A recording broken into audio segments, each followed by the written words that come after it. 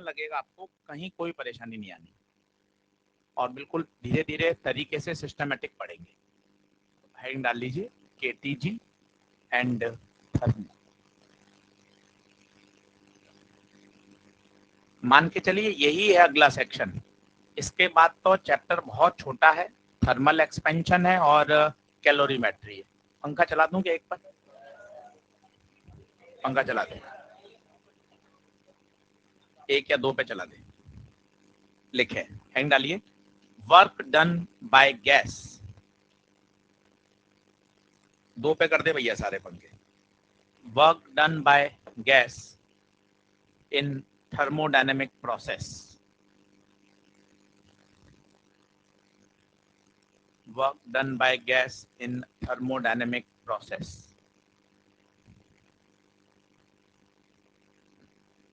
जितनी भी बैठने में परेशानी या कुछ है वो बढ़िया पढ़ाकर सब मैनेज कर दूंगा, कहीं आप चिंता मत करिएगा। ठीक है, तो जो हल्की सी परेशानी आ रही है, जब मॉड्यूल के ईएलपी के किसी किताब के सब सारे सवाल बन जाएंगे ना, तो ये परेशानी बहुत छोटी लगेगी और जो हैप्पीनेस है वो इतनी ज़्यादा बड़ी हो जाएगी तो ये सब आप भूल जाओगे। तो ये मेरी जिम्मेदारी है, जो बैठने में परेशानी आ रही है उतना ज़्यादा अच्छा पढ़ाकर इसको नलीफाई कर देंगे। बोलो क्लियर है क्या? लिख लें।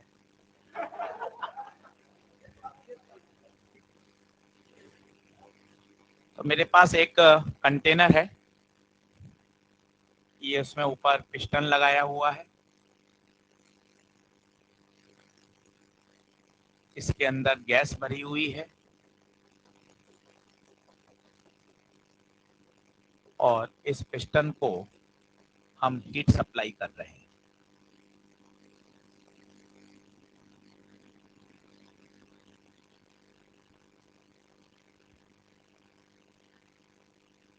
जरा सोचिए क्या होगा, जैसे जैसे हम इसको हीट देते जाएंगे तो गैस के अंदर का जो प्रेशर है वो क्या होगा? बढ़ेगा। उस प्रेशर के कारण ये पिस्टन मूवेबल है, तो प्रेशर के कारण फोर्स लगेगा और वो फोर्स, वो प्रेशर इस पिस्टन को कहाँ ले जाएगा बताइए? ऊपर। ये पी गैस, माना इसके कारण जो बल लग रहा है, बल सोचिए क्या होता है? प्रेशर बराबर फोर्स अपॉन एरिया। तो बताइए एफ बराबर क्या हो जाएगा बच्चे? P into area. लिखते जाइए। माना इस बल के कारण पिस्टन का जो मूवमेंट हुआ वो हुआ dx। हर चीज को डिराइव करके लिखेंगे, याद करना है वो मुझे भी पता है, पर हमारे पास अभी पर्याप्त समय है। तो क्या होता है, पूरी कहानी सुनने से ना वो पूरा डेवलप होता है कॉन्सेप्ट। सीधा सूत्र याद कर लोगे पता ही नहीं चलेगा। तो आपको देखो पूरी कहानी, पिस्टन, सिलेंडर, नीचे आपने हीट सप्लाई करी, हीट सप्लाई करने से गैस का प्रेशर बढ़ा, उस प्रेशर ने पिस्टन पे धक्का मारा और पिस्टन कहाँ चला गया? ऊपर। माना कितना ऊपर गया? dx।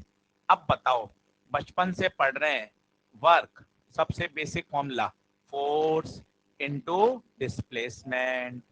फोर्स F, डिस्प्लेसमेंट कितना? dx। क्योंकि डिस्प्लेसमेंट छोटा हुआ है तो वर्क भी कैसा लिखा जाएगा? छोटा। dw बराबर F इंटू dx। F की जगह बता क्या लिख सकते हैं? P gas into A। F की जगह P गैस इंटू A लिख दो। P gas into A into dx।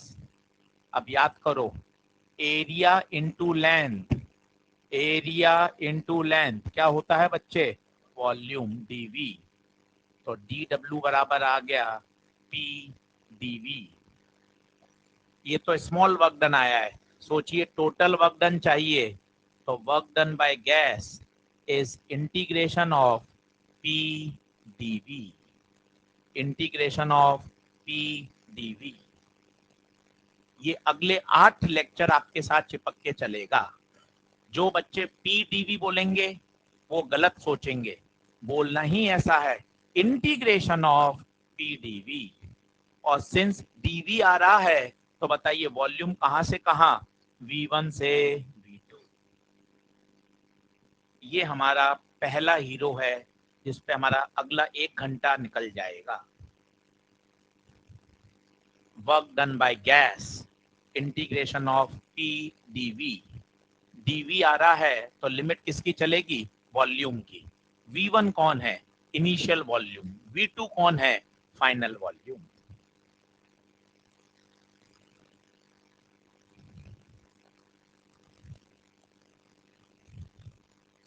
आज रात को 9:30 बजे क्लास लूंगा। ऑप्टिक्स का TIR, lens, power method, basic refraction revise कराऊंगा। एट रैंडम क्वेश्चन कराऊंगा। जिसको भी रिवाइज करना है वो क्लास ज्वाइन कर सकता है। क्या पढ़ाऊंगा? Snell law. स्नेल लॉ का रिवाइज कराऊंगा 10 मिनट में, क्वेश्चंस।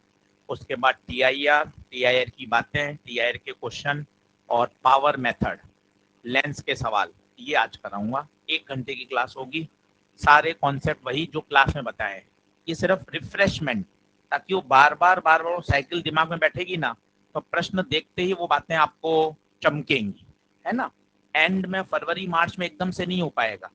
बार बार वो साइकिल चलेगा ना कि अच्छा हाँ भाई यार 15-20 दिन हो गए, अब ऑप्टिक्स सर ने 1 घंटे वापस सिखा दी, फिर 4-5 दिन बाद फिर वापस प्रिज्म सिखा दिया, ऑप्टिकल इंस्ट्रूमेंट सिखा दिए, तो बार बार साइकिल बैठेगा ना, अपने आप धीरे धीरे इम्प्रूवमेंट होता जाएगा। इसलिए बहुत ज्यादा परेशान होने की जरूरत नहीं है, करते चलिए, सब बढ़िया हो जाएगा। तो चलिए, बल्क का फॉर्मूला याद हो गया, integration of P gas into D V. Sir P बाहर क्यों नहीं लिया? पी तभी बाहर आएगा जब पी क्या होगा? क्योंकि हजारों प्रोसेस हो सकते हैं। आप जो सोच रहे हो केवल एक पर्टिकुलर प्रोसेस है जिसका नाम है आइसोबारिक, जिसमें प्रेशर क्या रहता है? तो केवल उसी में प्रेशर निकलकर बाहर आएगा, बाकी हर बार प्रेशर बाहर निकलकर नहीं आएगा। तो केस 1 लिखिए, इफ pressure is constant, if pressure is constant, जिसे फिजिक्स की भाषा में बोलते हैं आइसोबारिक प्रोसेस। तो बताइए, work done integration of P D V, क्या मैं अब पी बाहर ले लूं? अब आ सकता है।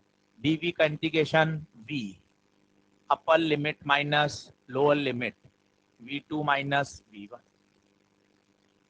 तो बच्चे आइसोबारिक के लिए फॉर्मूला याद करो, P V2 माइनस V1। आइसोबारिक के लिए फॉर्मूला P V2 माइनस V1। और यही अगर थोड़े से समझदार हो तो इसी को लिख सकते हैं NR T2 माइनस T1। कहाँ से आया वो भी सिखाऊंगा और याद होना चाहिए। इतना लॉजिकल सीखो ना, मतलब सवाल में ऐसे मजे आए यार, एक एक सवाल का एक एक शब्द टच हो रहा है एकदम कि हाँ यार एक एक बात समझ में आ रही है। ऐसा भी तो सब्जेक्ट तैयार किया जा सकता है, ऐसी सोच रखी जा सकती है कि नहीं सर इतना बारीक से पढ़ना है ना, ये सवाल एकदम शानदार मक्खन की तरह हो, और किए जा सकते हैं बच्चों। अप्रोच चाहिए, और सबसे पहले चाहिए एक अच्छी सोच कि नहीं यार मुझे पढ़ना है, सब्जेक्ट को ना एंजॉय करना है। बोझ लेके पढ़ेंगे तो आउटपुट नहीं आएगा। तो आइसोबारिक का फॉर्मूला पी V2 माइनस V1 या फिर NR T2 माइनस T1। आशीष सर ये दूसरा वाला फॉर्मेट कैसे निकल कर आ गया? चलो बता दो तो एक बार, आ जाओ बोर्ड पे देखो। आइडियल गैस जिंदाबाद, PV बराबर NRT। बच्चे बोर्ड पे देखना, यहाँ 1 लगाया, यहाँ 1 लगाया, P पर 1 नहीं आएगा क्योंकि P तो क्या है? कांस्टेंट। कुछ समय बाद वॉल्यूम हो गया V2, टेम्परेचर हो गया T2। P पर 1 नहीं आया, P पे 2 नहीं आया, घटा दो, घटा दो, तो अपने आप देखो क्या आ जाएगा, P V2 माइनस P V1 NR T2 माइनस NR T1। P कॉमन आ गया, V2 माइनस V1 is equal to NR T2 माइनस T1।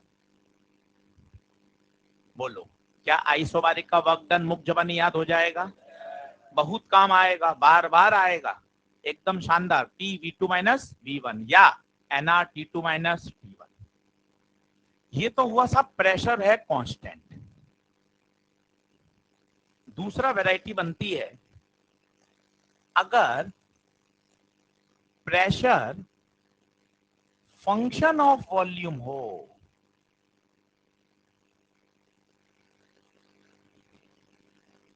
पहले तो इसको पढ़ना सीखो। ये तमिल में क्या लिखा हुआ है, P बराबर FV। क्या मतलब है, इसको क्या बोलते हैं, प्रेशर फंक्शन है किसका, वॉल्यूम का। उदाहरण के तौर पर एक क्वेश्चन आ जाए, एक आइडियल गैस है, उसका प्रेशर दे रखा है अल्फा वी स्क्वायर। इसका क्या मतलब है, बोलो ना हिंदी में। प्रेशर वॉल्यूम के साथ वेरी कर रहा है, इसे बोलते हैं pressure is a function of volume. जैसे मैंने लिख दिया वेलोसिटी बराबर T square plus 2t plus 1, और एक लिखा वेलोसिटी बराबर रूट एक्स प्लस 5। तो बोलना सीखो ना, ये वेलोसिटी टाइम का फंक्शन है, जबकि ये वेलोसिटी एक्स का फंक्शन है। इसे उर्दू में लिखा जाएगा v is a function of time, और इसे लिखा जाएगा v is a function of. इसमें अगर a पूछेगा तो dv बाई dt होगा, और जबकि इसमें a पूछेगा तो v dv बाय dx होगा। इतनी समझदारी धीरे धीरे लानी पड़ती है फिजिक्स की कि अच्छा, पहला तो आपने बोला प्रेशर कांस्टेंट है, तो बात खत्म हो गई। अब आप दूसरी वैरायटी के सवाल ला रहे हो कि अगर प्रेशर वॉल्यूम के साथ क्या हो रहा हो, बदल रहा हो, और वॉल्यूम चेंज हो रहा है, volume changes from V not to V not, find work done, find work done. लिखिए,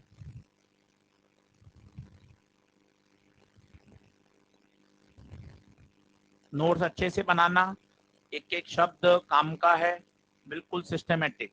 आज कोई टेढ़ी मेढ़ी कॉपी लाया हो तो घर जाके उसको एक नई कॉपी में वापस लिख लेना। सही साफ सुथरे नोट चाहिए केटीजीएन थर्मो के।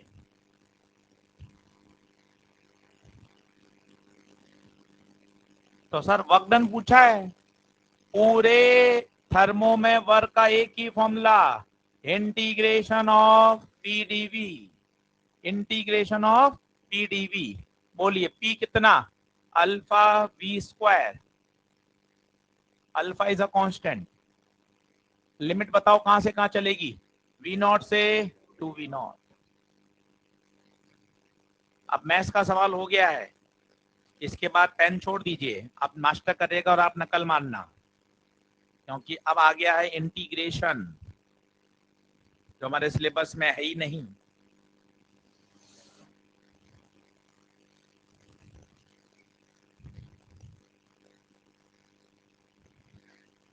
खिड़की खुली हुई क्या पीछे, खोल दे भाई, सारे पर्दे हटा के खिड़की खोल दो। अब रिफ्लेक्शन तो आएगा नहीं, लाइट है नहीं। खिड़की खोल दो, पर्दे हटा दो, थोड़ा सा क्रॉस हो जाएगा ये।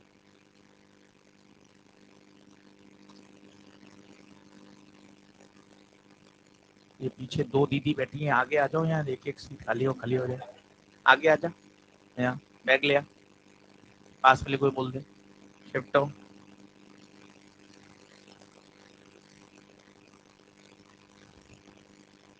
इधर बैठ जा, एक आगे आ जा, इसको क्या आगे आ जा, एक आगे शिफ्ट हो जा। हाँ,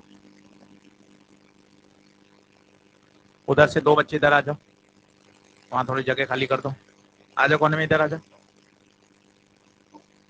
एक और आ जाओ, थोड़ा शिफ्ट हो जाओगे, थोड़ा रिलैक्स हो जाओगे पीछे, एक और आ जा,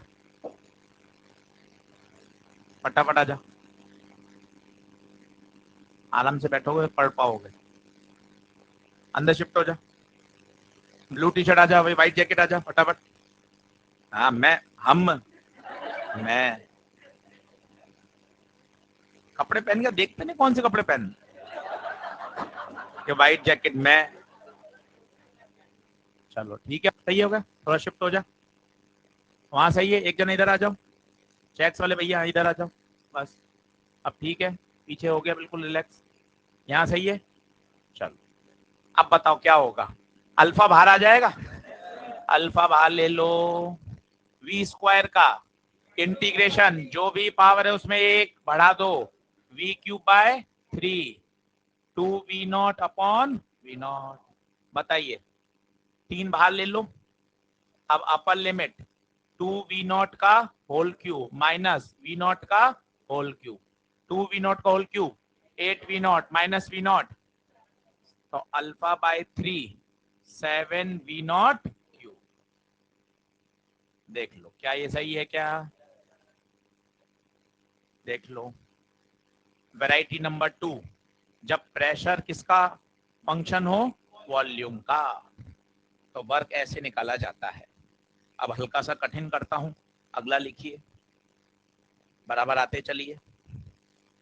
फॉर्मूला वही है। अब जितने भी कठिन है ना सवाल, वो गणित की वजह से कठिन हो सकते हैं, फिजिक्स से कठिन नहीं हो सकते। फिजिक्स का तो ये रहा फॉर्मूला, 1 घंटा में इसमें सवाल ही कराता रहूंगा। फॉर्मूला यही है, पीडीवी। अब जो सवाल तेरे से अटकेगा ना, वो गणित की वजह से अटक सकता है। फिजिक्स का तो एक ही फॉर्मूला है कि थर्मोडायनेमिक में कभी वर्क डन पूछे तो इंटीग्रेशन ऑफ पीडीवी। अब अलग अलग वैरायटी के सवाल बन सकते हैं, कभी प्रेशर कांस्टेंट होगा, कभी प्रेशर फंक्शन ऑफ वॉल्यूम होगा। अगला करा रहा हूं, प्रेशर फंक्शन ऑफ टेम्परेचर हो तो क्या करना है। केस नंबर 3 लिखिए,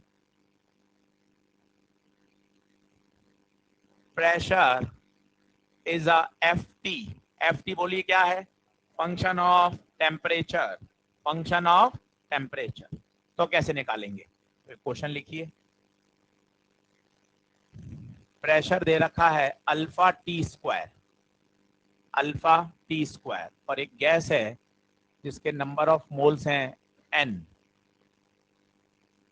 नंबर ऑफ मोल्स हैं n, और आपसे वर्क डन पूछा है if temperature changes from T naught to 2 T naught, if temperature changes from T naught to T2।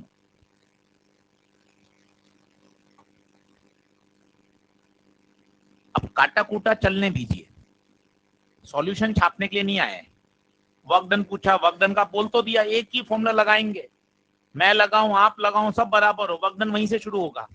अब कहां अटकोगे वो खुद रख के देखो कि ये सवाल कठिन क्यों माना जाता है।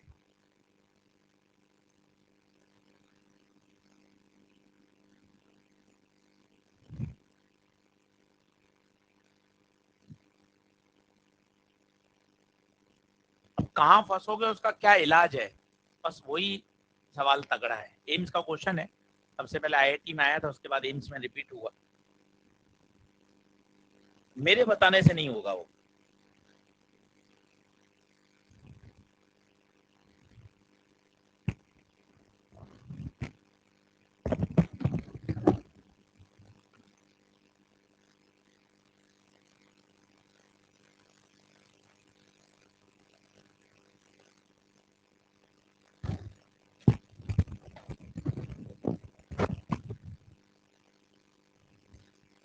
हाँ जी, अब क्या गड़बड़ हो रही है वो देखें।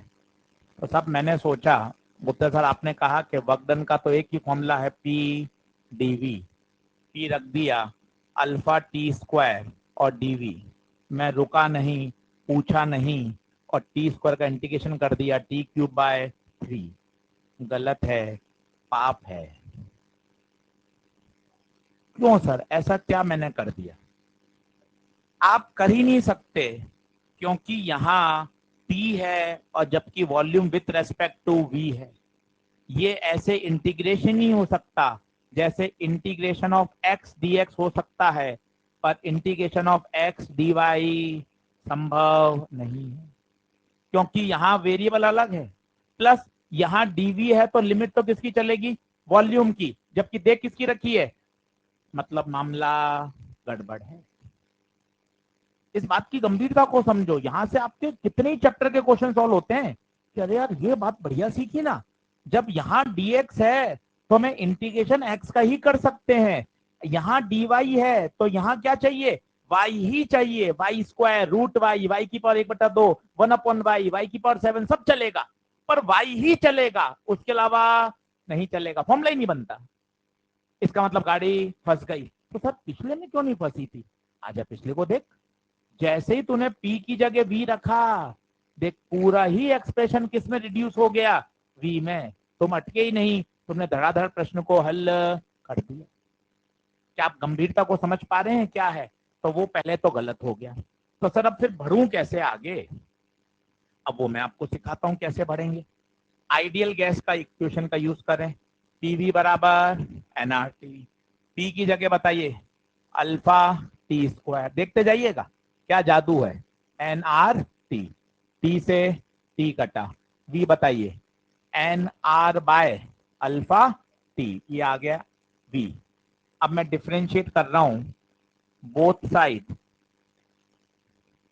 विथ रेस्पेक्ट टू टेम्परेचर, दोनों तरफ टेम्परेचर के respect differentiation, dv by d, n बाहर आएगा, आर बाहर आएगा, अल्फा बाहर आएगा, और टी का टी की पावर -1 ऊपर।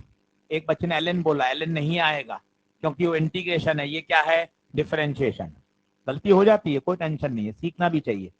तो n are by alpha, power को आगे लाएं, पावर में से एक घटाएं, तो डीवी बाय डी टी बराबर -NR अपॉन अल्फा टी की पावर -2। अब यहां से डीवी निकाल लीजिए, तो डीवी आ गया -NR बटे अल्फा टी की पावर -2 इंटू डी। अब इससे फायदा क्या हुआ? वर्क डन का फॉर्मूला बोलिए, इंटीग्रेशन ऑफ पी डीवी। देखना जादू हो गया, जादू। पी की जगह बताइए अल्फा टी स्क्वायर, डीवी की जगह ये पूरा सामान -NR अपॉन अल्फा टी की पावर -2 डी टी।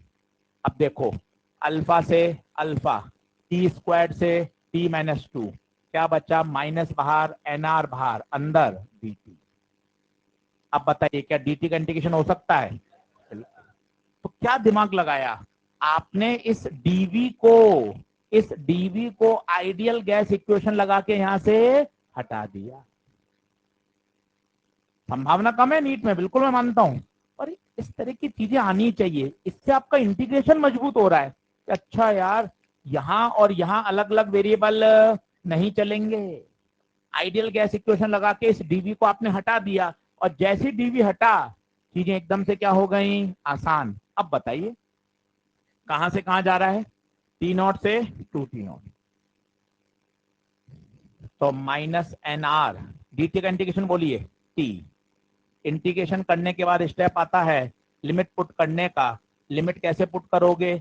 अपर लिमिट माइनस लोअर लिमिट, तो वर्क डन इज -NR। देखिए तसल्ली से समझिए,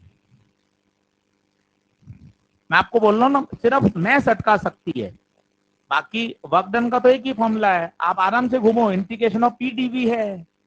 बाकी वो मेरी जिम्मेदारी है कि जितनी प्रोफाइल के सवाल अलग अलग किताबों में बनते हैं, मैं दिखाऊंगा आपको कि फंक्शन ऑफ वॉल्यूम बनने हैं तो क्या करना है, फंक्शन ऑफ टेम्परेचर बने तो क्या करना है, प्रेशर कांस्टेंट हो तब क्या करना है।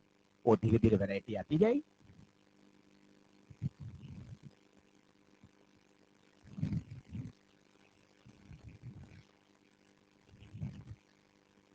अब वॉल्यूम का लिमिट नहीं चलेगा ना, डीवी होता तो वॉल्यूम का लिमिट चलता।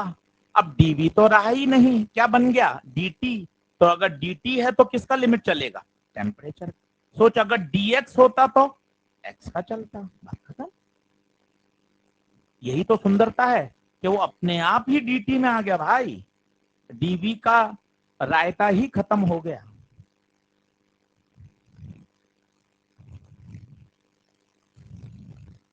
पढ़ना रोज घर जाके, 7-8 दिन में इतना शानदार तैयार हो जाएगा, और केवल आधा घंटा पढ़ना है, बहुत ज्यादा आवश्यकता नहीं है।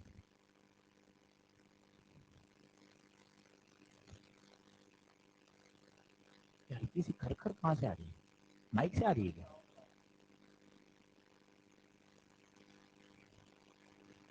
इसी की है ना खबर? बुलाते हैं।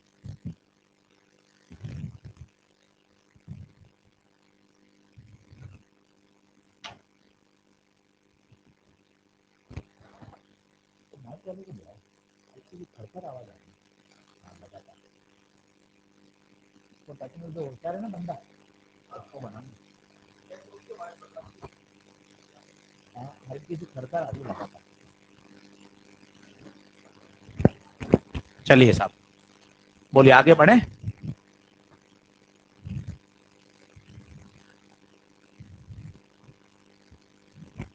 ये माइनस क्या बता रहा है, ये अभी थोड़ा सा क्लाइमैक्स है, 15-20 मिनट समझाऊंगा। थोड़े पढ़े हुए तो आपको शायद समझ में आ रहा होगा। एक वर्क डन बाय गैस होता है, एक work done on the gas होता है ना। पर अभी आधे घंटे बाद इसके पत्ते खुल जाएंगे, तो इस माइनस साइन का भी आपके पास एक शानदार एक्सप्लेनेशन आ जाएगा। अभी थोड़ा सा आपको होल्ड करना पड़ेगा। चलो जल्दी जल्दी आ।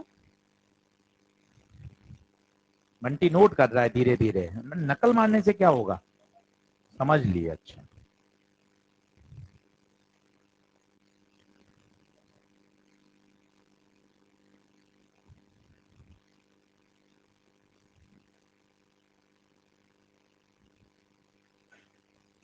तो बीच में छुट्टी पे था 2-3 दिन, क्यों, बीमार था? सही है यार।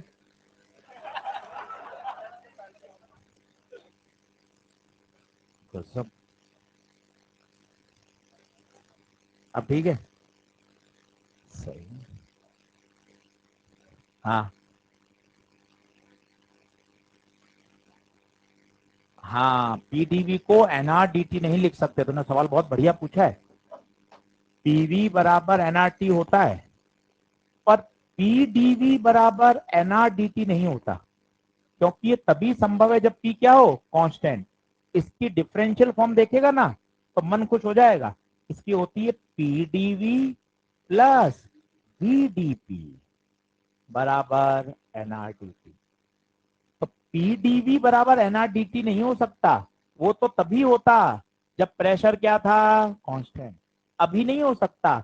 आइडियल गैस इक्वेशन की जब डिफरेंशियल फॉर्म देखोगे ना, तो याद करो वो यूवी वाला, पी को छोड़ा वी का किया प्लस वी को छोड़ा डीपी। सोच अगर प्रेशर कांस्टेंट होता तो डीपी, तो ये टर्म खत्म हो जाती, तब बोल सकते थे पीडीवी बराबर।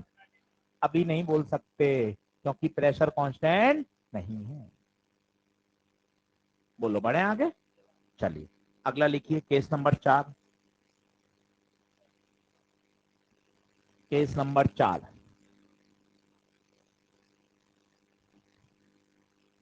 तो आपने देखा कि वर्क डन है इंटीग्रेशन ऑफ पीडीवी V1 से V2।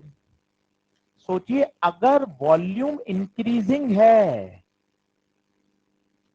सोच के बताओ डीवी क्या आएगा, पॉजिटिव या नेगेटिव? क्यों? डीवी का मतलब क्या होता है, फाइनल माइनस इनिशियल। आप कह रहे हो वॉल्यूम बढ़ रहा है, मतलब फाइनल वॉल्यूम ज्यादा है, तो डीवी की वैल्यू क्या आएगी, पॉजिटिव। सोच अगर डीवी पॉजिटिव है तो वर्क डन भी। तो अब याद रखिए, जब जब गैस एक्सपेंड करेगी, तब तब पूरे फिजिक्स की थर्मोडायनेमिक्स में वर्क डन पॉजिटिव। उल्टा भी सत्य वचन है, अगर वॉल्यूम डिक्रीज हो रहा है, इसका मतलब गैस में क्या हो रहा है बच्चे, कंप्रेशन। और अगर कंप्रेशन हो रहा है तो डीवी नेगेटिव, डीवी नेगेटिव तो वर्क डन भी नेगेटिव। और सोच अगर वॉल्यूम कांस्टेंट है तो तुक्का मारो, वॉल्यूम कांस्टेंट है तो डीवी कितना, 0। What is dv, change in volume, और वॉल्यूम कांस्टेंट तो चेंज इन वॉल्यूम 0। तो बता डीवी 0 है तो वर्क डन भी 0। इस कांस्टेंट वॉल्यूम को ही हम बोलते हैं आइसोकोरिक प्रोसेस, आइसोकोरिक प्रोसेस। तो याद रखेंगे आज से, आइसोकोरिक प्रोसेस में वर्क डन हमेशा 0।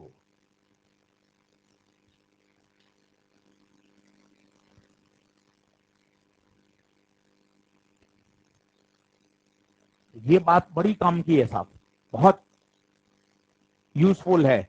Volume expansion work done positive, volume compression work done negative, volume constant work done 0।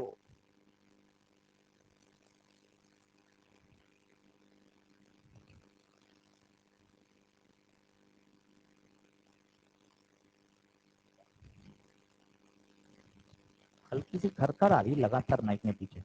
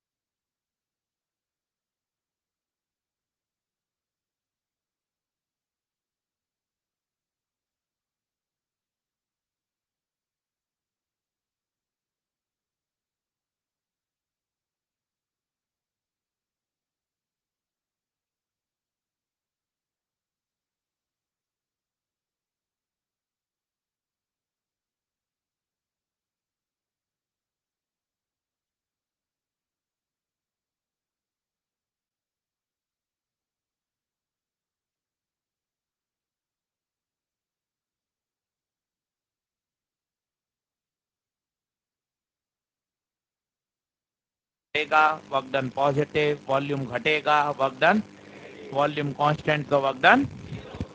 अगला लिखिए केस नंबर 5।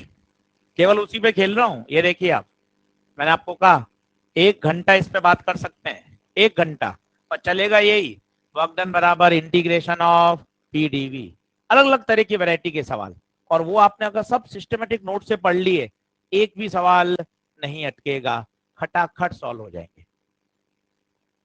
चलिए साहब अगला लिखिए case number 5। If PV graph is given,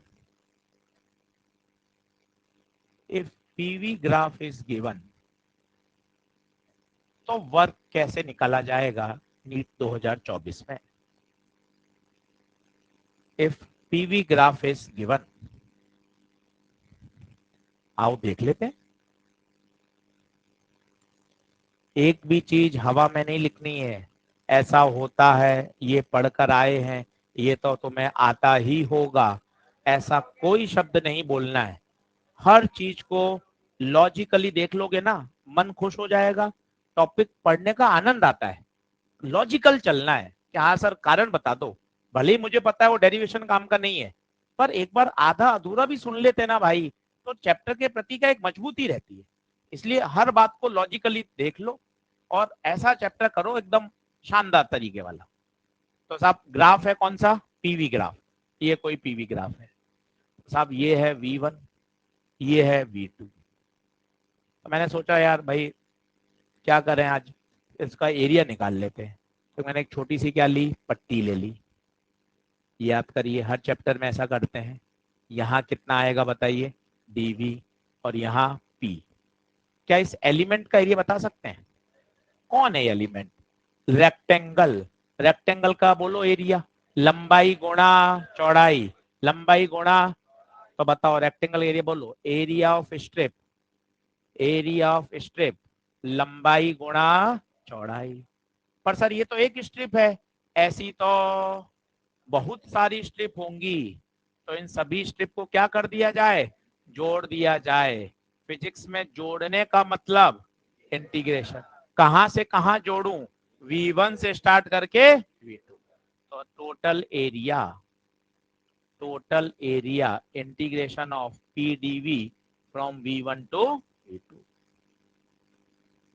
तो मैं तो ये एरिया निकाल के बैठ गया। एक बच्चा दौड़ता हुआ है, अरे गुप्ता जी बैठे हो गाय को, ये तो अभी तो आपने सिखाया है, V1 से V2 PdV क्या देता है, वर्क डन। तो क्या कॉन्सेप्ट निकल के आया, मैं तो एरिया निकालूंगा, वो एरिया एरिया नहीं कहलाएगा, वर्क कहलाएगा।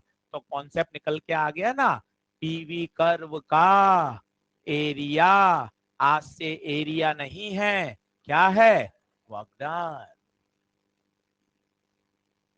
ये स्टार पॉइंट है नीट का, खूब सारे प्रश्न इससे हल होंगे, एकदम शानदार याद होना चाहिए। पीवी ग्राफ का एरिया वर्क डन देता है।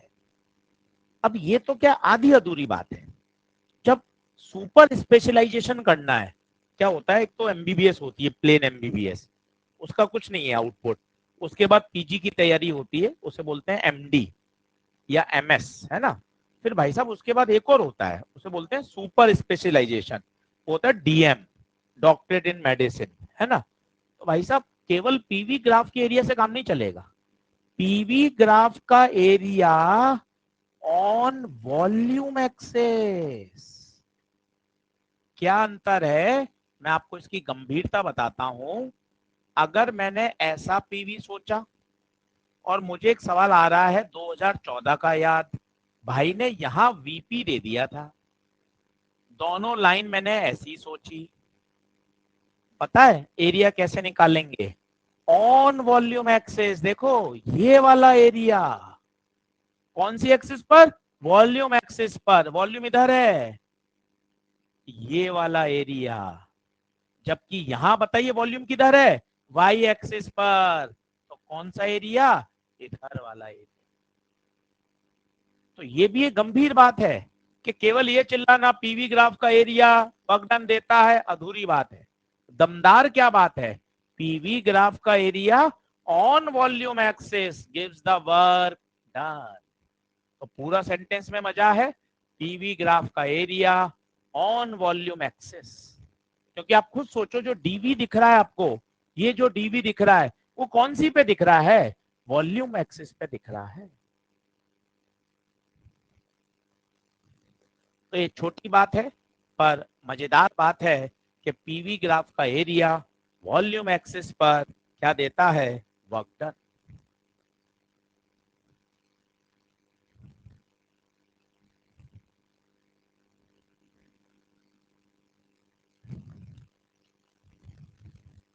क्या आगे बढ़े?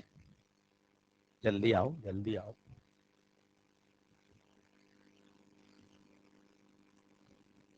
हीट ट्रांसफर का होमवर्क कर लें, शॉर्ट नोट बना लो, बहुत आसान टॉपिक है। 4-5 बार पढ़ लो अभी अभी में ही, कोई दिक्कत नहीं है।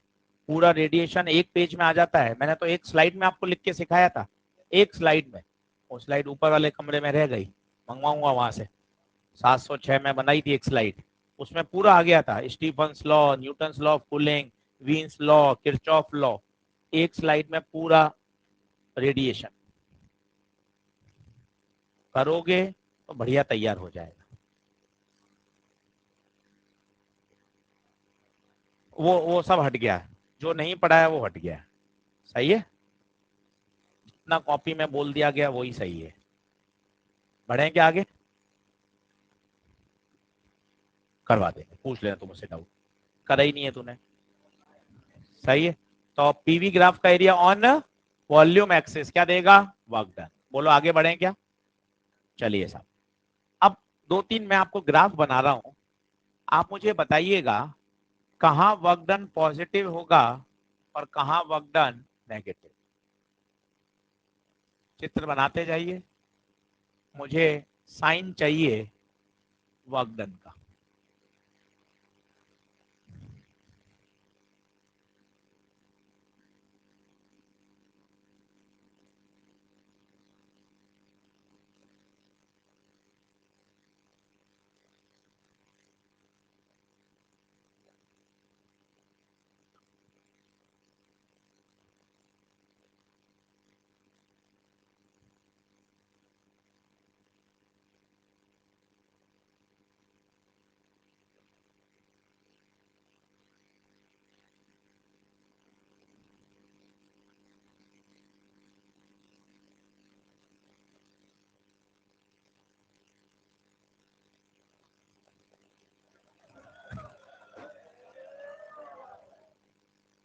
गाने के बोल पे ध्यान ना दें।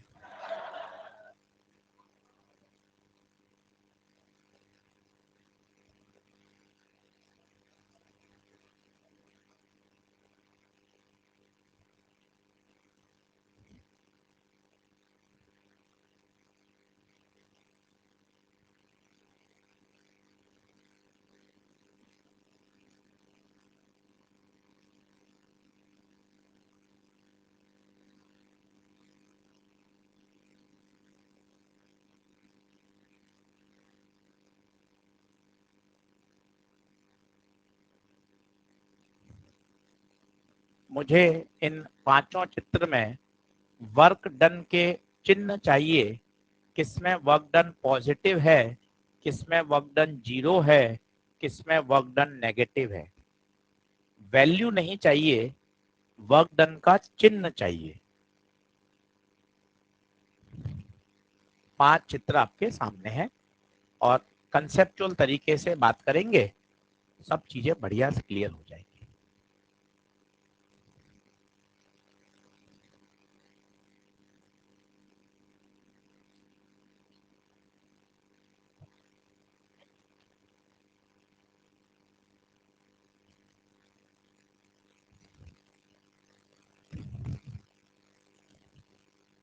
पीछे वाले बच्चे घबराए नहीं, अपने साथ भी होगा, है ना।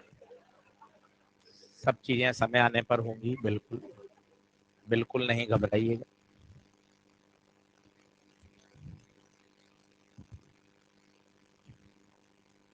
और ऐसा दूर से ही अच्छा लगता है ना। जो अनुभव कर चुके हैं उनसे जरा पूछ लीजिए, है ना। तो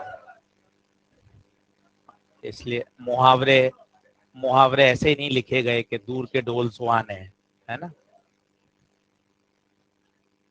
चलिए चलिए, तो 5 पीवी कर्व आपको दिए गए। अपन चर्चा चाहते हैं कि साहब किसमें वर्क डन पॉजिटिव होगा नेगेटिव होगा। तो यार वर्क डन का साइन तो गुप्ता सर आपने यही तो सिखाया था, इसी स्लाइड को पढ़ लेते हैं। आपने और कहीं 8 स्लाइड में वर्क डन का साइन सिखाया ही नहीं है, तो वर्क डन का साइन तो यहीं से निकल कर आएगा। यदि वॉल्यूम बढ़ रहा है पॉजिटिव, कम हो रहा है तो कांस्टेंट है तो जीरो। अब देखते जाइएगा, आनंद आ जाएगा।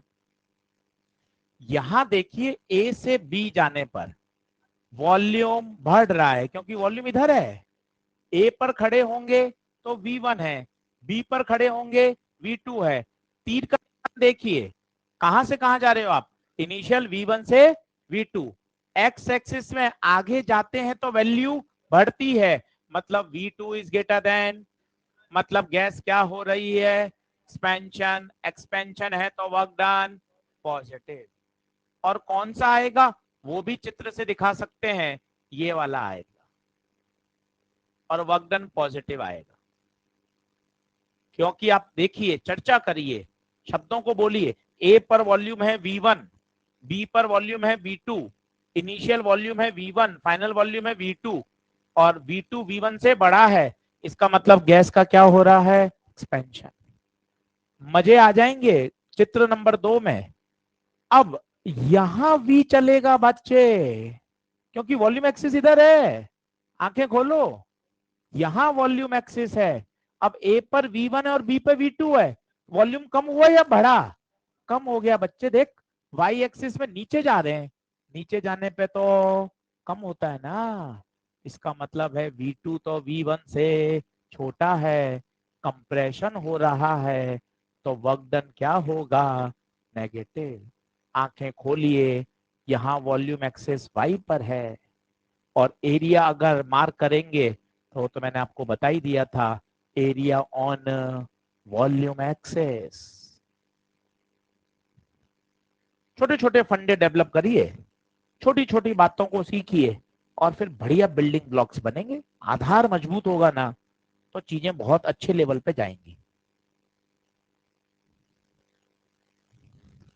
मजेदार तो तीसरा है।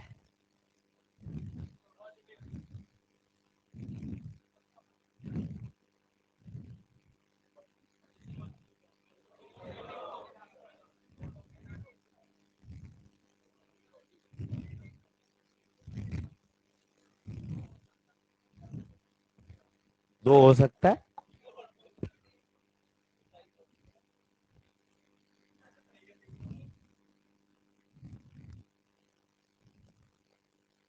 बोलो जीरो। अब क्या गड़बड़ है, क्या बच्चा सोचता है क्यों आया है प्रश्न।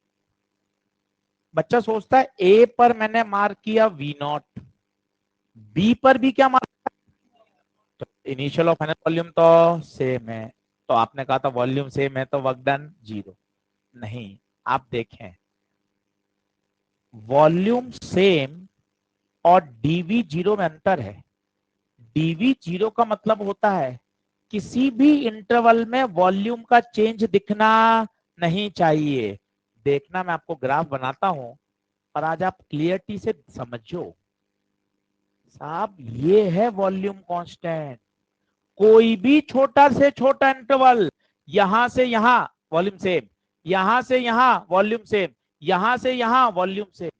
थ्रू आउट द प्रोसेस, शब्द सुनिए, through out the process volume क्या है, कांस्टेंट।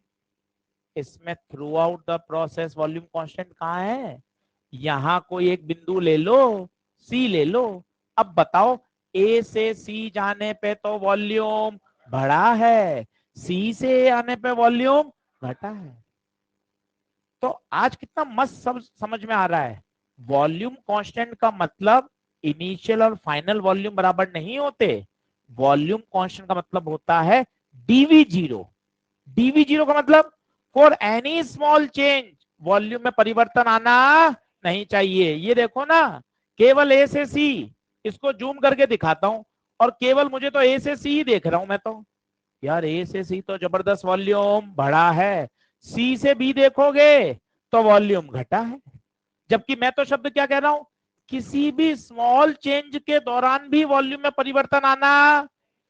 इसलिए जो आप वर्क डन जीरो सोच रहे हो तो बिल्कुल गलत है। क्या ये बात क्लियर है क्या? अब पॉजिटिव है या नेगेटिव वो मजे आएंगे। एक सी तक ले लिया, अब बताओ यहां तक का एरिया निकालोगे तो ये एरिया पूरा आएगा वॉल्यूम एक्सिस तक, पूरा आएगा। फिर जब आप सी से बी निकालोगे तो ये नीचे वाला आएगा। इस पूरे पीले में से ये हरा वाला घटाओगे तो पता है कौन सा वाला बचेगा? केवल ये वाला। और बताओ ये पॉजिटिव है या नेगेटिव है? पॉजिटिव। सर थोड़ा ऊपर से गया, चल वापस देख ले भाई, अपने घर की बात है, अपने कौन से मास्टर का रिवीजन करके जाना है। वापस देखो, चलो फिर देख लो, ये ए ये बी, ठीक है, ये मैंने एक बिंदु ले लिया बीच में सी। अब पहले ए से सी देखना, पेन पेंसिल छोड़ो, बातें छोड़ो, समझो। ए से सी, ओके। इसके नीचे का एरिया, क्या ये पूरा एरिया होगा? ये देखो, बताओ ये पॉजिटिव है या नेगेटिव है? कैसे पता चला? ए से सी वॉल्यूम बड़ा है, बहुत सुंदर। अब सी से ए आ रहा हूं, ये सी से ए, कंप्रेशन या एक्सपेंशन? कंप्रेशन। इसके नीचे का एरिया ये वाला, बताओ ये नेगेटिव या पॉजिटिव? सफेद पॉजिटिव, ऑरेंज नेगेटिव। तो बताइए इस पूरे में से घटाओगे तो ये बचेगा, और ये वाला कौन सा है? सफेद बोले तो वर्कडन पॉजिटिव। याद रखिए इस पे वर्कडन का साइन क्या आएगा? पॉजिटिव।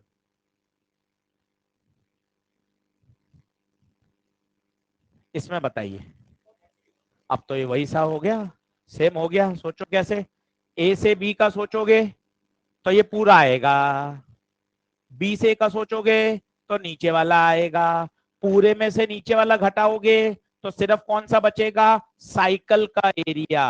कौन सा एरिया? साइकिल का। बस। अगर साइक्लिक प्रोसेस हो, साइक्लिक प्रोसेस कौन होता है गुप्ता सर? जिसका इनिशियल और फाइनल बिंदु सेम होता है। तो साइक्लिक प्रोसेस में ओनली साइकिल का क्या निकाल दो?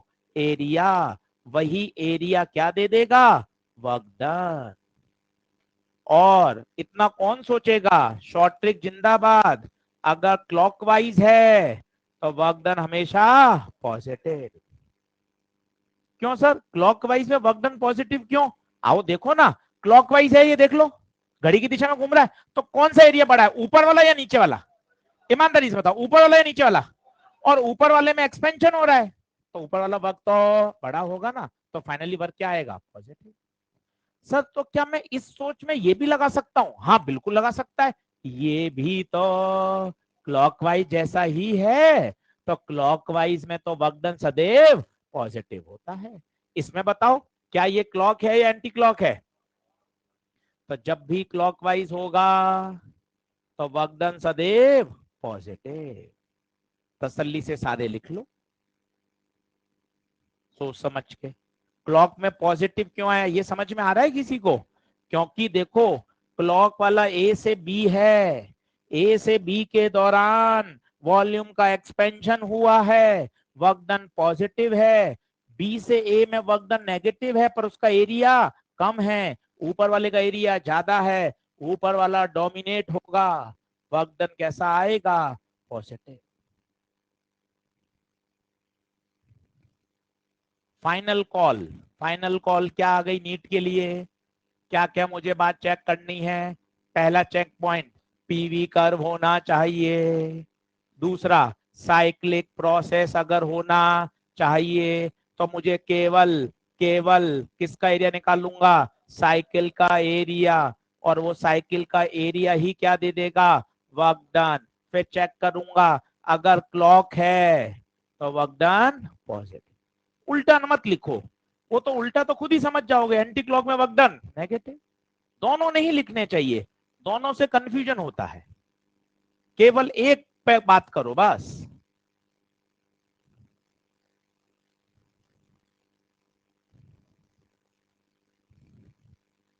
तो ऐसे 4 बिंदु चमकने चाहिए। PV curve, cyclic process, cycle का एरिया, वर्क डन देगा, और क्लॉकवाइज है तो वर्क डन पॉजिटिव।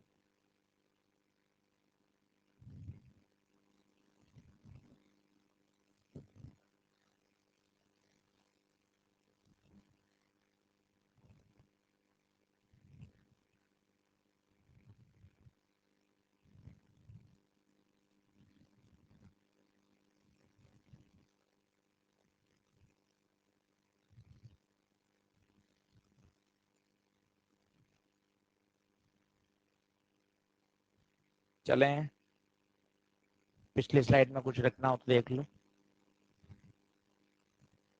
कहां पर? ये हाँ, हमेशा।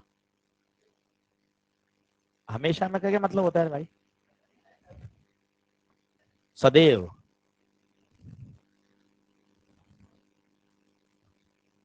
आगे बढ़े, पिछले स्लाइड में देख लो।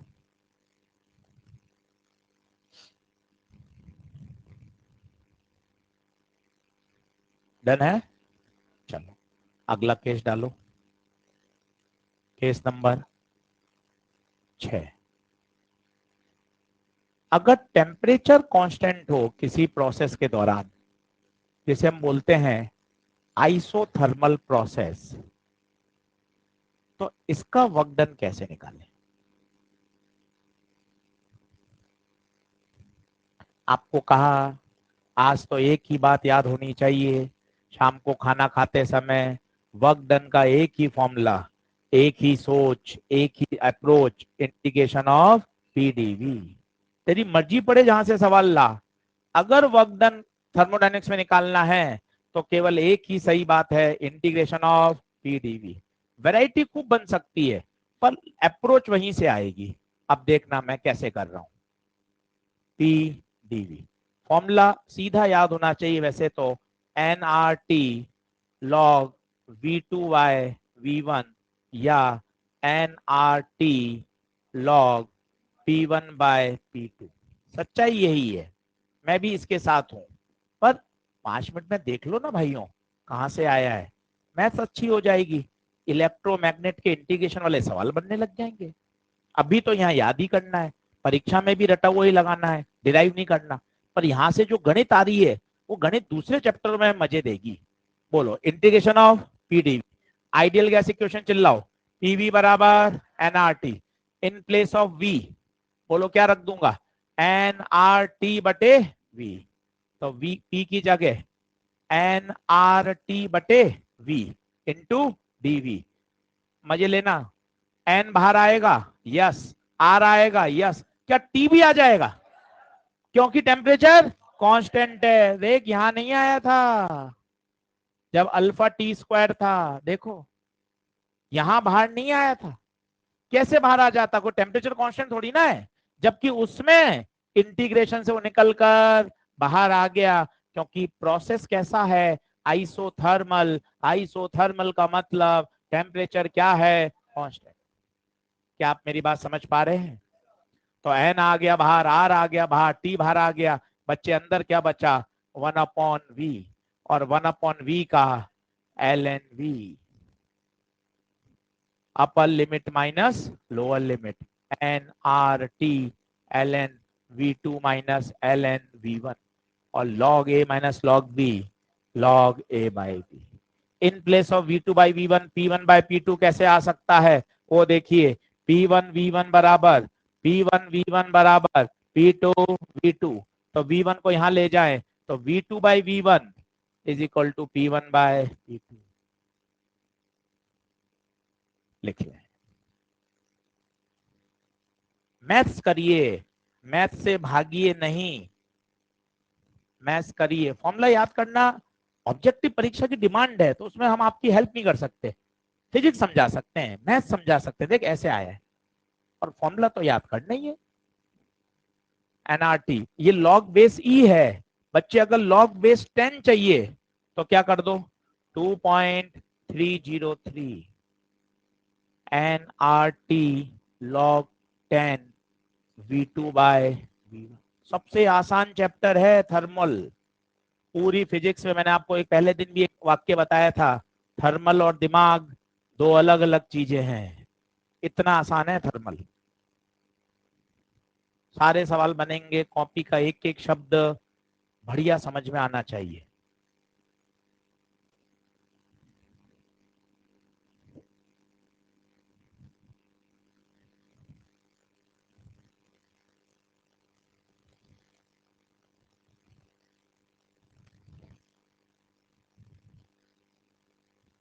सोना नहीं है, खाना खा के ऑप्टिक्स की क्लास अटेंड करनी है। तेरे ऑप्टिक्स ऊपर से निकला था क्लास में। हाँ, टीआईआर में लाइट डेंसर से रेयर में जाती है, और बड़े वाले जो वैल्यू होती है उससे क्या करते हैं, डिवाइड। चाहे म्यू हो, चाहे वेलोसिटी हो, चाहे लेमडा हो, ये सारी बातें वापस से रिवाइज कराऊंगा। मार्च अप्रैल तो अलग है, ये तो बीच में ऐसे ही बोनस कि देख तेरे टॉपिक तैयार होगा, चिंता मत कर, भरोसा बनाए रख, अच्छा करेंगे। चलो आगे करें क्या? केस नंबर 5, 6 आ गया, केस नंबर 7। जल्दी आ फटाफट।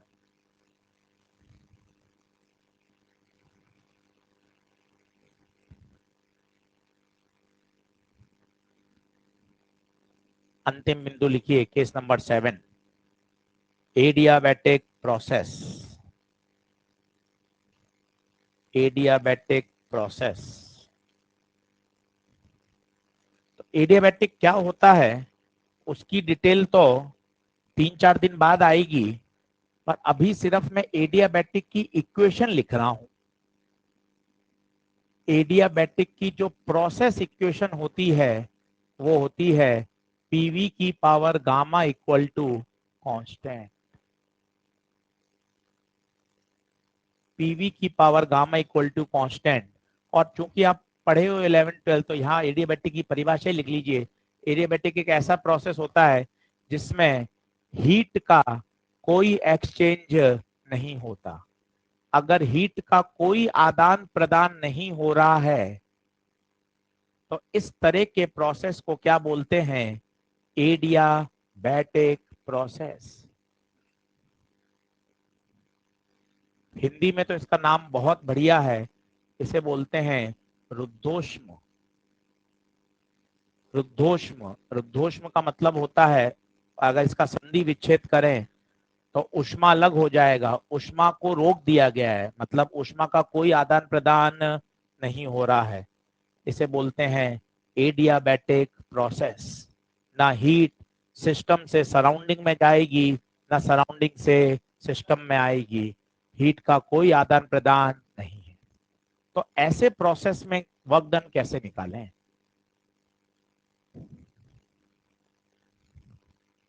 सॉल्व करके देख लेते हैं, बढ़िया।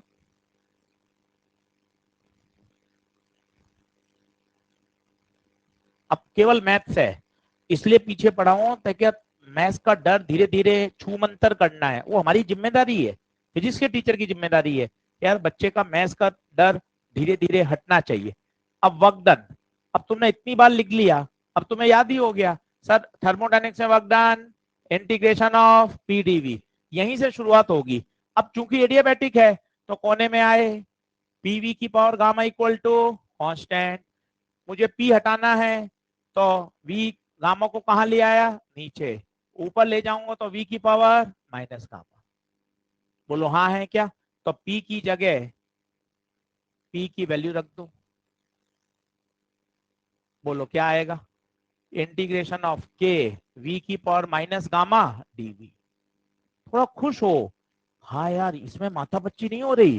क्यों नहीं हो रही बोलो ना, यहाँ डीवी है, यहाँ वी है, यही तो बात तुम्हारी वो मजबूत करेगा।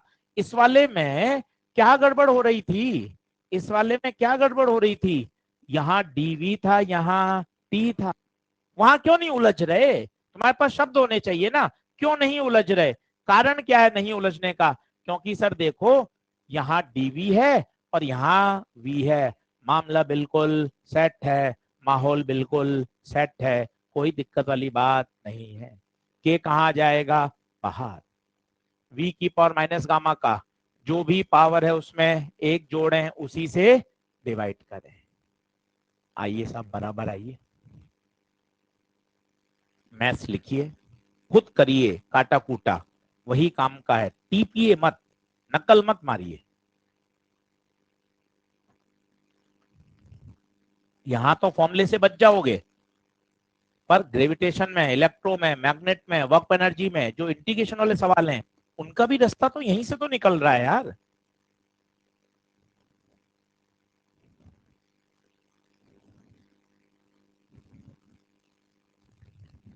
अब नीचे वाले कांस्टेंट को बाहर ले लें, हमेशा लिमिट रखने से पहले नीचे वाला नंबर बाहर ले लेते हैं।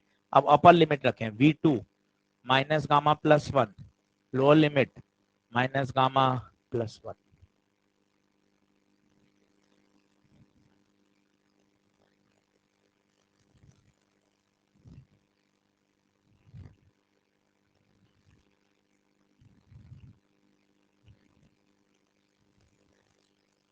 परसों हीट ट्रांसफर पूछूंगा तो आप छुट्टी ले सकते हैं, क्योंकि अगर आ गए तो फिर आपको फॉर्मूले बताने पड़ेंगे।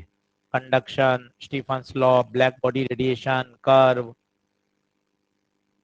वीन्स displacement law, Newton's law of cooling, तो सारी बातें पूछूंगा। मौखिक परीक्षा होगी, तो कैलेंडर में सेव कर लीजिए, परसों छुट्टी लेनी है, क्योंकि अगर आ गए तो दिक्कत हो जाएगी। और परसों थर्मोडायनेमिक्स में भी इंपॉर्टेंट चीज पढ़ाऊंगा। चलिए, तो अब क्या करें, इस के को क्या करना है, अंदर मल्टीप्लाई, तो बाहर बच्चा माइनस गामा प्लस 1 के V2 माइनस गामा प्लस 1 के V1 माइनस गामा प्लस 1। अब ध्यान से देखना मैं क्या कर रहा हूं, थोड़े से फंडे सीखिए। एडियाबैटिक इक्वेशन इस बहाने याद हो रही है, 3 दिन बाद पहुंचोगे, अभी से 5 बार याद हो जाएगी। पीवी की पावर गामा कांस्टेंट, इसका मतलब होता है P1 V1 गामा बराबर P2 V2 गामा बराबर कांस्टेंट। तो इस के की जगह क्या लिख सकता हूं, ये लिखूं या ये लिखूं, या कुछ भी सही है, कुछ भी सही है। अब ईमानदारी से, स्मार्टनेस से, क्या है, के साथ क्या चिपका हुआ है, V2, तो V2 वाली टर्म लिख दूंगा। यहां के साथ क्या चिपका हुआ है, तो V1 वाली टर्म लिख दूंगा। क्या बात समझ पा रहे हैं, बताइए क्या आएगा एक्सप्रेशन, सोचिए। 1 माइनस गामा प्लस 1, इस के स्थान पे बताओ क्या लिखूंगा, P2 V2 gamma into V2 minus gamma plus 1। वापिस बोल रहा हूं, इस के की जगह बोलो क्या लिखूंगा, P1 V1 gamma into V1 minus gamma plus 1। क्यों ऐसी, क्यों स्मार्टनेस रखी, क्योंकि आशीष सर इसके साथ V2 था तो आपने V2 वाली टर्म रखी, यहां V1 था तो क्या वाली रखी, V1। चलो अब बोर्ड पे देखना, आंसर के बहुत करीब हैं, बोर्ड पे देखिए, दोनों के बेस सेम है, बेस सेम है, power add, gamma gamma cut गया, क्या बचा, P2 V2, बेस सेम है, क्या बचा, P1 V1। आंसर आ गया। कुछ लोग इसको थोड़ा सा माइनस कॉमन लेके याद करते हैं, तो बोलो P1 V1 minus P2 V2, minus common ले लिया ताकि उल्टे हो गए, यहां माइनस कॉमन ले लो, गामा माइनस 1। ये आ गया साहब एडियाबैटिक का most popular answer, P1 V1 minus P2 V2 upon gamma minus 1। Gamma कहलाता है एडियाबैटिक कॉफिशिएंट, जो 2 दिन बाद जाके बनेगा CP बाय CV।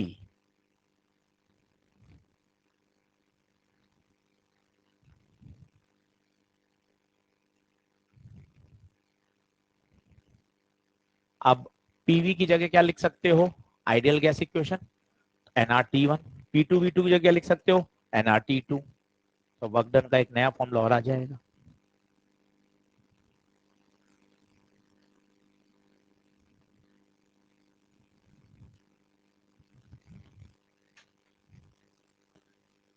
ऑनलाइन वाले बच्चे बता दो भाई, ठीक है, ऑडियो वीडियो क्लियर है क्या, आवाज का कोई इश्यू, महेश, राघव, सूरज, आयुष, साक्षी, आलोक, देख लो भाई, नीरज, अनुराग, अभिषेक, सुरभि, अनिरुद्ध, अमन, अंकित, किशोर, नवीन, सही है बिल्कुल, ठीक है। Please sir tell about revision plan, बहुत बढ़िया, सही है। तो W P1 V1 minus P2 V2 upon gamma minus 1। तो P1 V1 minus P2 V2 upon gamma minus 1। PV की जगह क्या लिख सकते हैं, NRT। यहाँ 1, यहाँ 1, यहाँ 1। अब देख P पे भी 1 आया, पिछली बार P पे 1 नहीं था क्योंकि उसमें प्रेशर कांस्टेंट था। P2 V2 NRT2। तो P1 V1 की जगह NRT1, P2 V2 की जगह NRT2 upon gamma minus 1। NR common, T1 minus T2 upon gamma minus.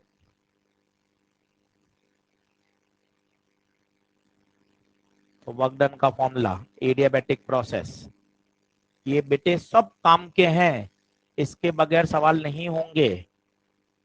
फॉर्मूले थर्मो में याद करने के ज्यादा हैं, डिराइव करके समझ सकते हैं पर अल्टीमेटली तो याद करने ही पड़ेंगे। क्यों बता सकता हूं मैं आपको हर चीज का, पर जहां फॉर्मूले की आवश्यकता है वहां तो फॉर्मूला ही मदद करेगा। इसलिए लगाऊं स्लाइड।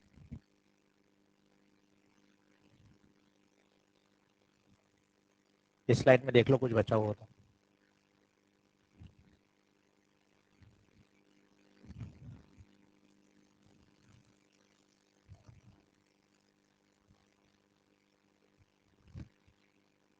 अगले 8 लेक्चर रोज आना है, थर्मल आर पार तैयार हो जाएगा। जो भी चैप्टर आपका आता है उससे ऊपर ले जाऊंगा इसको, थर्मल को, जो भी आपने पढ़ा है आज तक इतना अच्छे से करना है अगर बढ़िया तो। मॉडर्न छेड़ के बीच में चिढ़ाएगा कोई नहीं, मॉडर्न जानबूझ के बोलते हैं मॉडर्न। हाँ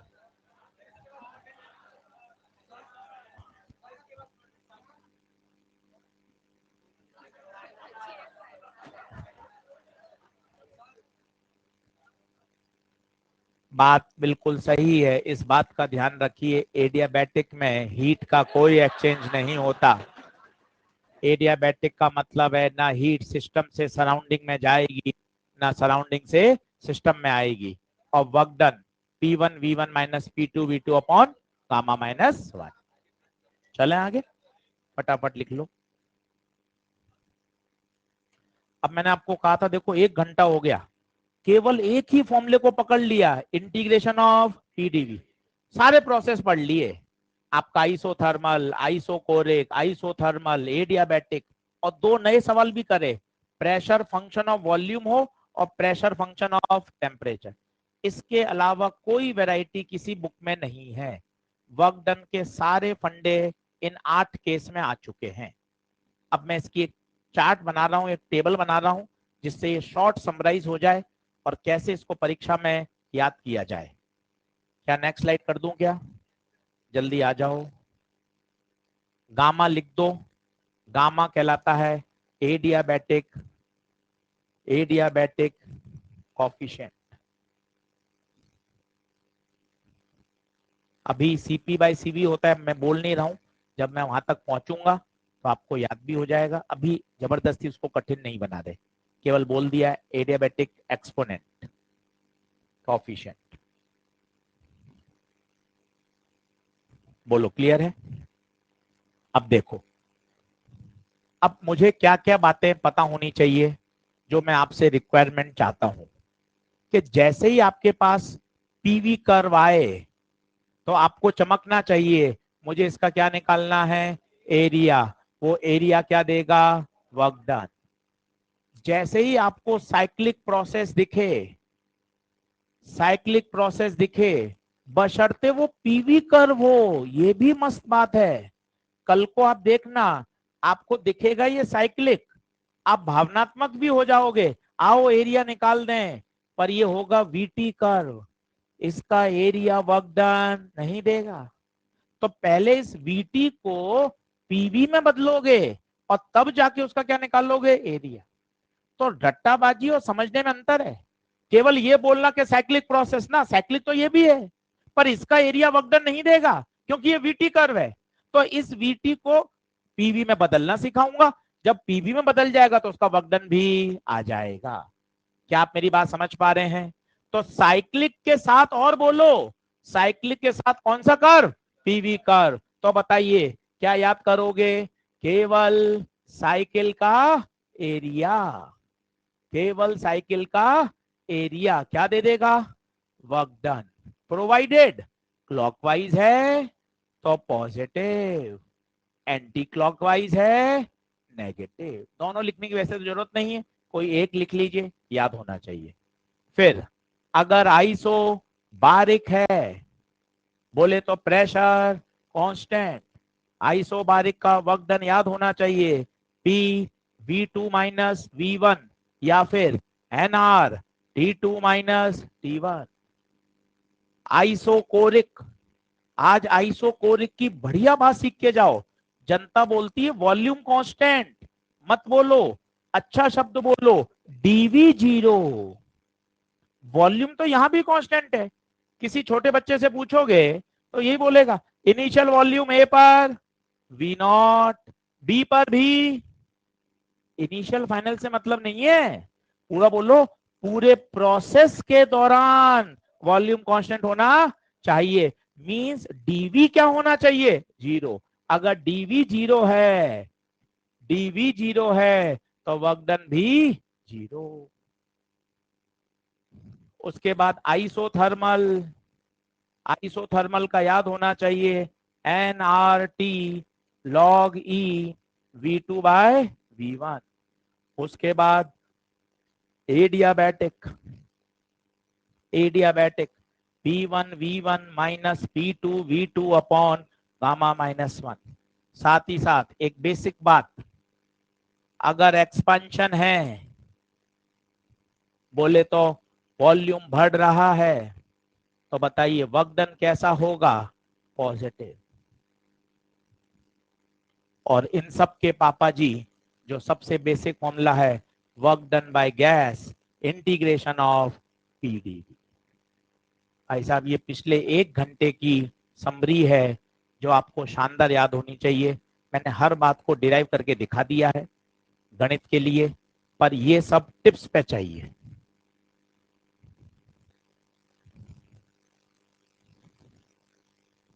और सब याद आ जाता है, इसलिए मत परेशान होइए, सब परीक्षा में याद आ जाता है। क्वेश्चंस की प्रैक्टिस करते करते ये सब याद भी हो जाता है।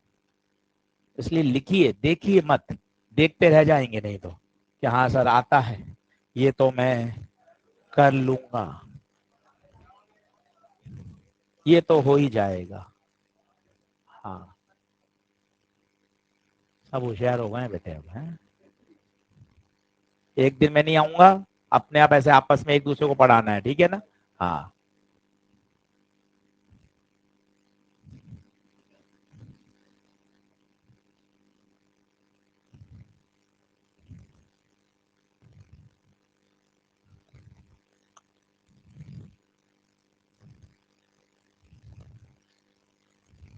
देख लो, 1 घंटा मैंने बोला था, केवल उसी फॉर्मूले पर ही इतनी चर्चा कर लेंगे। सारे फॉर्मूले, सारे प्रोसेस, सब हर तरह की बात आ चुकी है इसमें।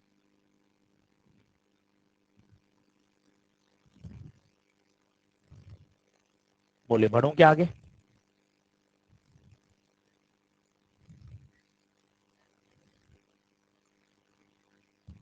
नीचे लिखें, जल्दी आओ फटाफट।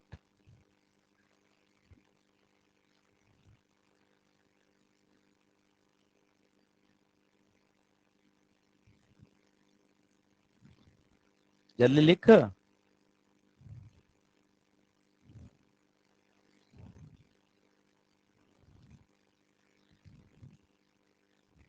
लिखें आइडियल गैस इक्वेशन।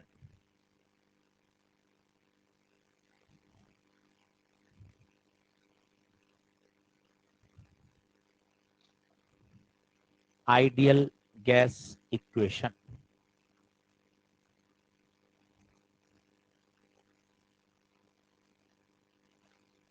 अब आप कहोगे सर ये तो बढ़िया याद है, पर इसको थोड़ा सा मैं आपको और इसमें बारीकियां सिखाता हूं, क्योंकि इसके बिना काम चलेगा नहीं। पीवी बराबर एनआरटी सभी को रटा हुआ है। एक तो इसमें हर बात को समझो उसकी यूनिट से, क्या यूनिट में पंगे आ जाते हैं। पी सभी को पता है, पी क्या है? प्रेशर। अब प्रेशर की एक तो यूनिट होती है साहब न्यूटन पर मीटर स्क्वायर, जो कि सबसे पॉपुलर है, पर आपने केमिस्ट्री में पढ़ा है प्रेशर वो आएगा न्यूटन, वो आएगा एटीएम में, एटीएम आएगा, एटमॉस्फेरिक प्रेशर। तो आपको एटीएम में काम नहीं करना है फिजिक्स में, किस में करना है, न्यूटन पर मीटर स्क्वायर। याद है किसी को, 1.01 इंटू 10⁵ करते चलो। ये कन्वर्जन इक्वेशन तो हर बच्चे को याद है भाई, पर सवाल में आप देखोगे वो तो एटीएम लिख के देगा, तो तेरे चमकना चाहिए कि एटीएम से मुझे एसआई सिस्टम में बदलना आना चाहिए। उसी तरह वॉल्यूम, वॉल्यूम वॉल्यूम की एसआई यूनिट होती है मीटर क्यूब, लंबाई इंटू चौड़ाई इंटू ऊंचाई, पर वो मीटर क्यूब में बहुत कम देता है, वो तो देता है लीटर। 5 लीटर गैस भरी हुई है, वो लीटर में देगा सवाल।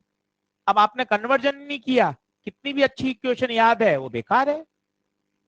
तो सीधा मैसेज भेजो, मुझे जब जब आइडियल गैस लगानी है फिजिक्स में, तो हर टर्म को मुझे एसआई सिस्टम में ही रखना पड़ेगा। अब बताओ 1 लीटर में कितना मीटर क्यूब, 10⁻³ सब। कभी कभार बार बार आता है सीसी, 10 सीसी, 15 सीसी। अब भाई साहब पढ़ ही नहीं पा रहे सीसी क्या है, इसे बोलते हैं क्यूबिक सेंटीमीटर। तो सेंटीमीटर क्यूब, अब सेंटीमीटर क्यूब को कैसे बदलते हैं, सेंटीमीटर को बदलते हैं 10⁻², और क्यूब है तो बताओ 10⁻⁶। तो 1 cc is nothing but equal to 10⁻⁶।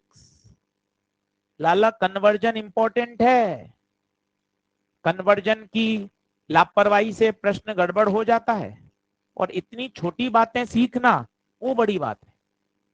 यहाँ ये काम नहीं चलता कि साहब ये तो बहुत छोटी बात है, मैं नहीं पढ़ाऊंगा, मैं बड़ा टीचर हूं, मैं कैसे सिखाऊंगा, ऐसा नहीं होता। छोटी से छोटी बात सीखें कि लीटर से मीटर क्यूब में बदलना आना चाहिए, सीसी से बदलना आना चाहिए। सीसी का फुल फॉर्म ही नहीं पता कईयों को, इतने साल हो गए, 5-5 साल हो गए साहब। क्यूबिक सेंटीमीटर, सीसी का फुल फॉर्म क्या है, क्यूबिक सेंटीमीटर। बोलो आगे बढ़े क्या, तो साहब पी हो गया, वी हो गया, एन, एन क्या होता है बताइए, number of moles.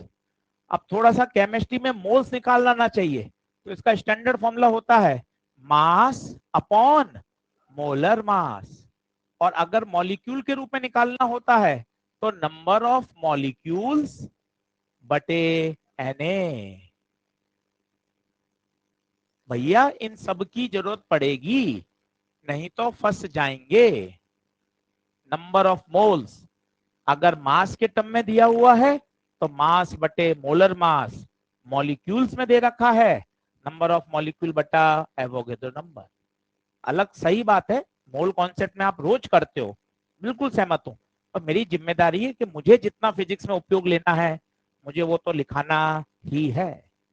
Number of moles निकालने का तरीका, मास अपॉन मोलर मास या number of molecules upon Avogadro number.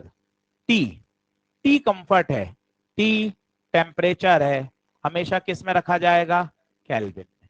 Celsius से केल्विन बदलना सभी को आता है, 273 जोड़ देंगे अपने आप किस में बदल जाएगा, केल्विन।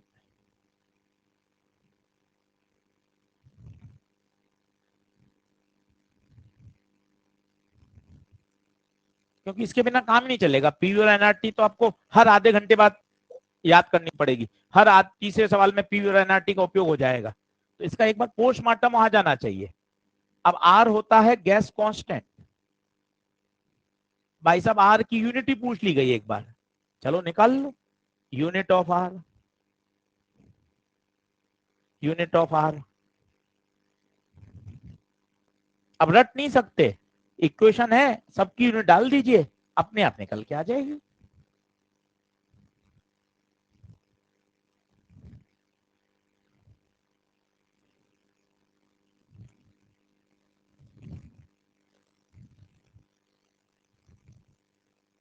तो पीवी बराबर N are T, pressure newton पर metre square, volume metre cube, number of mole का मोल, आर का पता नहीं, टेम्परेचर की केल्विन, मीटर स्क्वायर से मीटर कटा, newton metre, mole, R, kelvin, newton metre, force into displacement, work done, work क्या होता है, जूल, मोल, आर, केल्विन। तो भैया आर की यूनिट आ गई जूल पर मोल पर केल्विन, ये इसकी एसआई यूनिट है। आर की यूनिट जूल पर मोल पर केल्विन। वो जूल कैसे बन गया आशीष सर वो बता दो। देख मीटर स्क्वायर से मीटर क्यूब कट गया बेटे, ये बचा न्यूटन मीटर। सोच वर्क क्या होता है, बोलो वर्क क्या होता है, फोर्स इनटू डिस्प्लेसमेंट। बोलो एक बार, force into force newton, displacement metre. तो बच्चे न्यूटन मीटर क्या बन गया, वर्क, और वर्क की इकाई क्या होती है, जूल।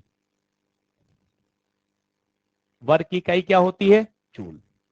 बोलिए क्या ये बात क्लियर है क्या। तो आर की यूनिट याद होनी चाहिए, जूल पर मोल पर केल्विन। और वैल्यू क्या है, वैल्यू याद है, वैल्यू बताओ, 8.3। हाँ 314 की जरूरत नहीं पड़ती, जूल पर मोल पर केल्विन।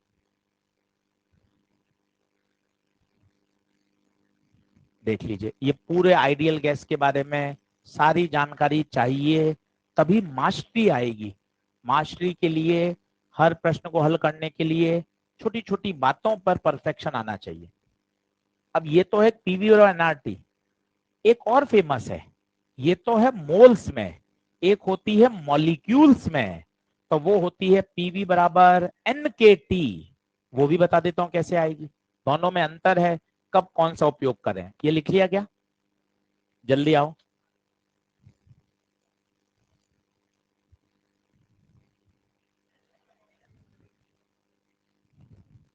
चले बढ़े क्या आगे। अब देखो, अब पीवी बराबर क्या है, एन आर टी, ये अपन को रटा हुआ है, पीवी बराबर एन आर टी, जहां पर एन क्या बता रहा है, नंबर ऑफ मोल्स। अब इसकी फॉर्मेटिंग बदल रहा हूं, वो देखना, देखना पीवी एन को लिख सकते हैं नंबर ऑफ मॉलिक्यूल्स बने बटे एन, याद करो, into r into t, r by n a, R by Na is another constant which is called Boltzmann's constant।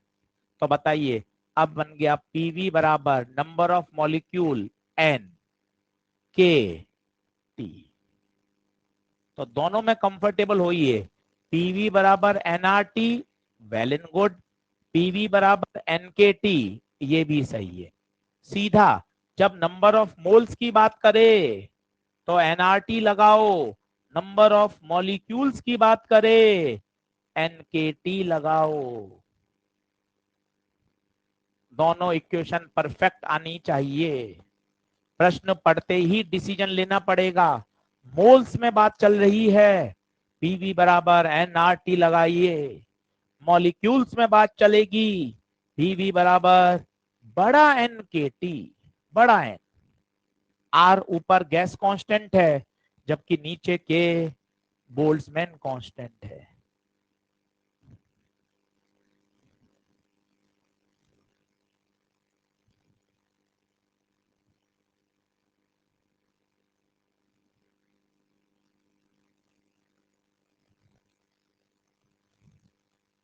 बताइए क्या आइडियल गैस के बारे में जानकारी क्लियर है, फटाफट से बराबर आ जाए।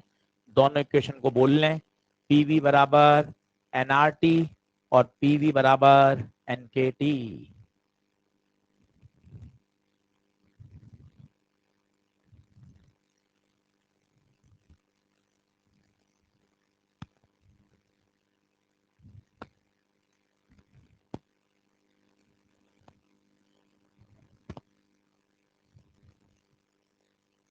आर बटे एन को बोलते हैं के, बोल्ट्जमैन कांस्टेंट।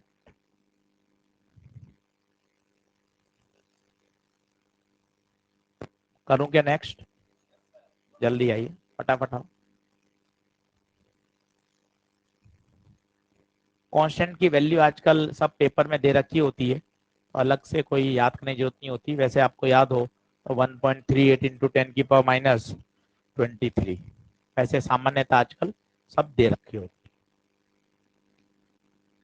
चलिए साहब लिखिए degree of freedom.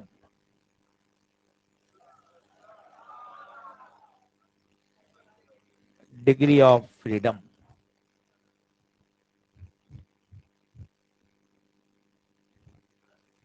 Degree of freedom. अब डिग्री ऑफ फ्रीडम क्या होता है? डिग्री ऑफ फ्रीडम का सबसे आसान मीनिंग है एनर्जी गेन करने के तरीके। जैसे अगर मैं बात करूं कि आपके लिए बात करूं कि भाई मेरे पैसे प्राप्त करने के तरीके मेरे पेरेंट्स हैं, कि पेरेंट्स हमें पैसा भेजते हैं, आप एटीएम से उसको निकाल लेते हो। अगर पेरेंट्स भी दें, बुआ भी दे रही है, मौसी भी दे रही है, बड़े भाई की नौकरी लग गई है, बड़े भाई भी दे रहा है, तो आपके एनर्जी गेन करने के तरीके लेस ग्रेटर देन क्या हो गए, 1 हो गए। तो डिग्री ऑफ फ्रीडम का सबसे अच्छा तरीका है कि कोई गैस कितने तरीकों से एनर्जी को प्राप्त कर सकती है। देखना मैं एक एक टर्म समझा रहा हूं, बाद में तो वो याद करनी है, पर एक बार लॉजिक समझ के जाइए तो आपको मजा आ जाएगा।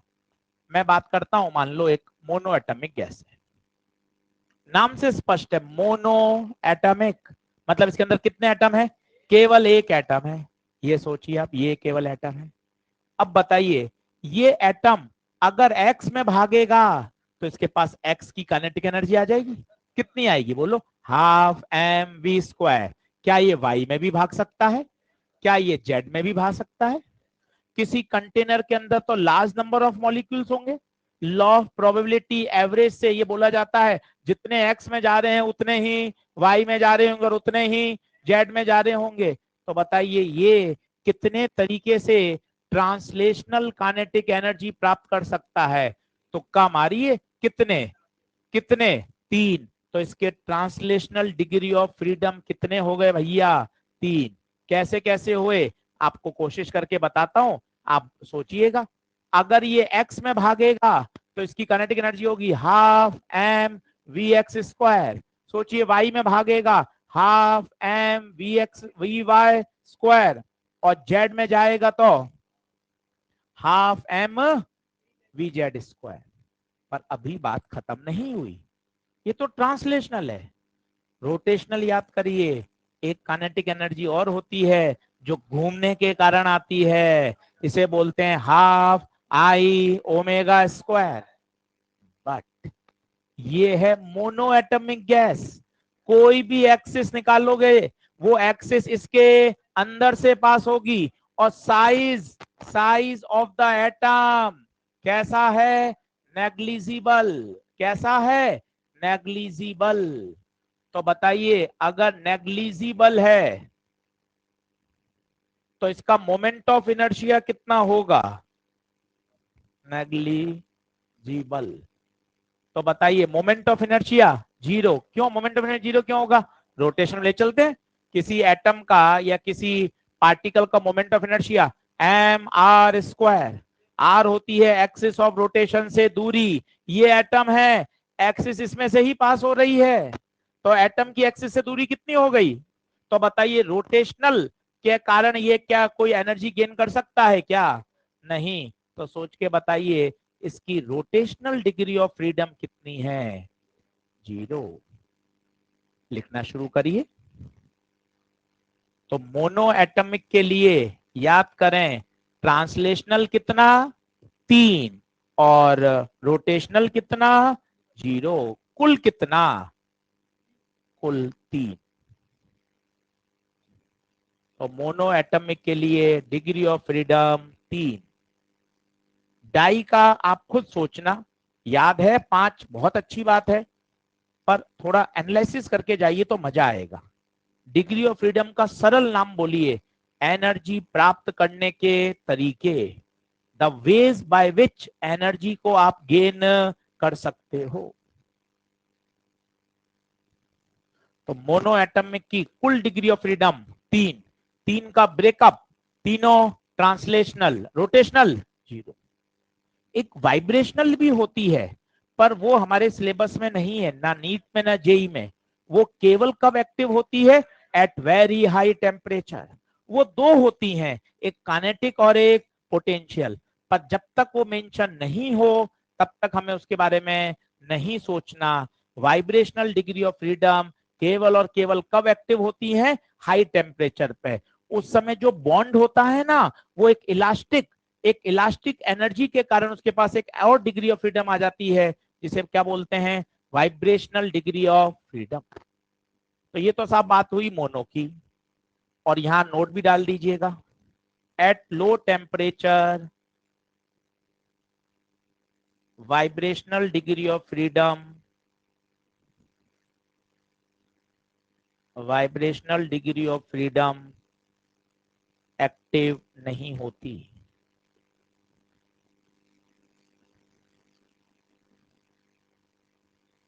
At low temperature vibrational degree of freedom की चर्चा नहीं की जाती। वो एक्टिवेट ही कब होती है? At very high temperature.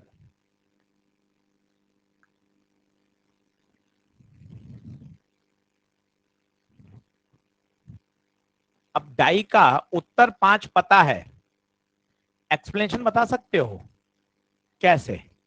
Die atomic gas, मान लो N2 H2 O2, सोचिए दो एटम है, ये दो एटम के बीच में ये कौन होगा? ये क्या है? बॉन्ड। क्या है? बॉन्ड। बताओ कहां ट्रांसलेशनल कितने? सोचो ट्रांसलेशनल।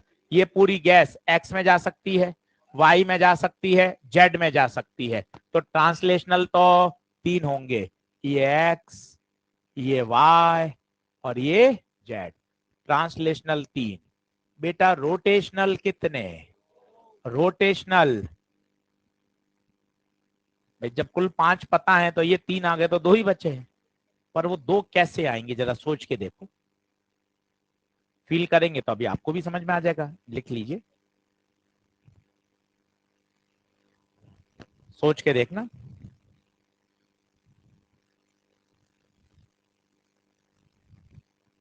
लिख लो, बराबर आ जाओ।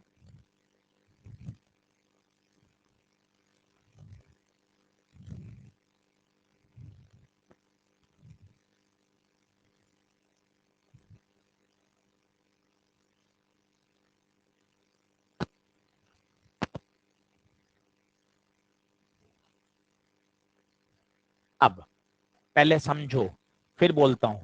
सर डिग्री ऑफ फ्रीडम क्या है सर? वैल्यू याद कर लेंगे, सवाल हो जाएंगे, अच्छी बात है, पर किसी एक छोटे बालक को डिग्री ऑफ फ्रीडम कैसे समझा सकते हैं?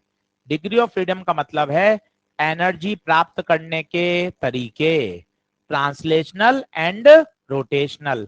अब रोटेशनल एनर्जी का पहले फॉर्मूला याद कर, बोलो, हाफ आई ओमेगा स्क्वायर। अब ये कैसे रोटेशनल कर सकता है, थोड़ा महसूस कर लेते हैं ना 2 मिनट में। ये वाई एक्सिस के अबाउट घूमे ऐसे, ये वाई एक्सिस के अबाउट घूमे, घूमेगा तो इसके पास क्या आ जाएगी? एक रोटेशनल। जेड के अबाउट घूमे, घूम जाएगा। पर सोचो एक्स के अबाउट घूमेगा तो मोमेंट ऑफ इनर्शिया कितना आएगा? 0। महसूस करो ना, ये 2 एटम, ये एक्स एक्सेस, ये आप ले लो रोटेशनल मोशन का सवाल, इसका moment of inertia mass into दूरी का स्क्वायर। दूरी तो है ही नहीं क्योंकि एक्सिस तो खुद के अंदर से पास हो रही है, इसका भी मास इनटू दूरी का स्क्वायर। तो बताओ मोमेंट ऑफ इनर्शिया कितना आ गया? 0। तो कौन सी वाली एनर्जी नहीं आएगी? एक्स वाली। सोचो, वाई वाली तो आ जाएगी। जैसे मान लो ये 2 एटम है और ये एक्सेस है, तो ये ऐसे से घूम सकता है, इसके मोमेंट ऑफ इनर्शिया आ जाएगा। क्यों आ जाएगा? सोच के बताओ। ये 2 पार्टिकल, ये वाई एक्सिस, ये दूरी आ गई ना। अब तो ये दूरी आ गई। सर आपने तो कहा नेग्लिजिबल है, गलत सोच रहे हो।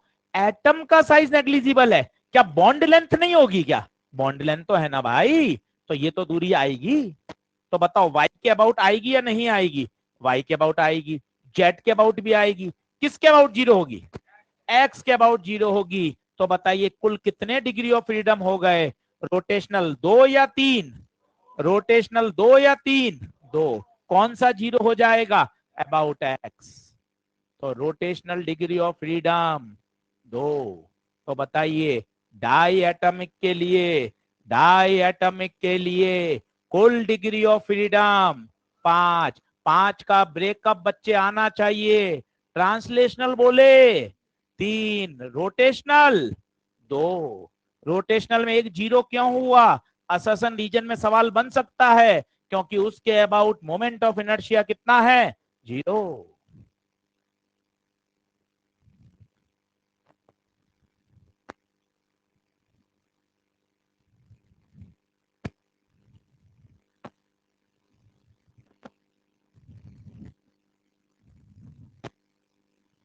अरे बोलो ना। तीसरा, ट्राई एटमिक गैस।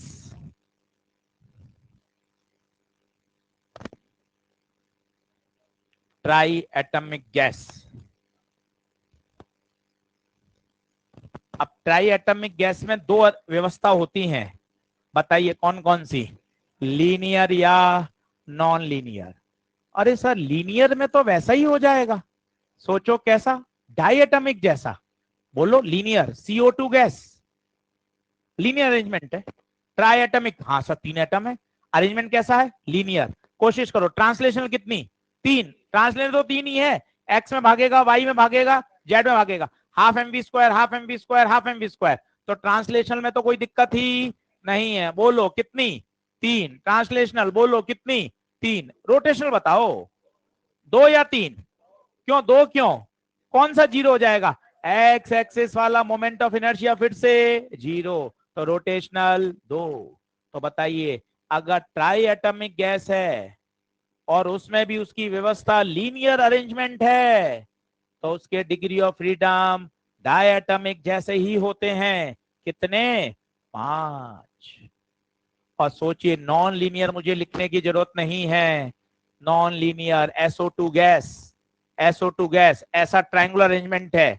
अब x के अबाउट भी मोमेंट ऑफ इनर्शिया आएगा, y के अबाउट भी आएगा, z के अबाउट भी आएगा, तो अब रोटेशनल कितनी आ जाएंगी, 3।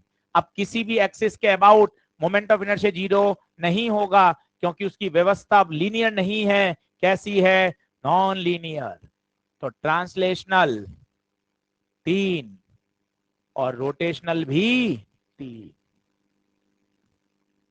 कुल कितने, 6। तो फाइनल कॉल सर मैं परीक्षा के लिए क्या याद रखूं,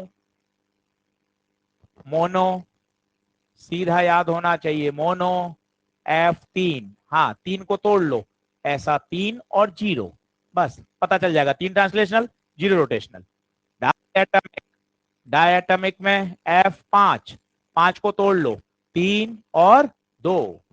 ट्राई एटमिक, ट्राई में भी सामान्यतः लीनियर ही आता है, तो लीनियर डायटमिक जैसा ही होता है, कितना, 5।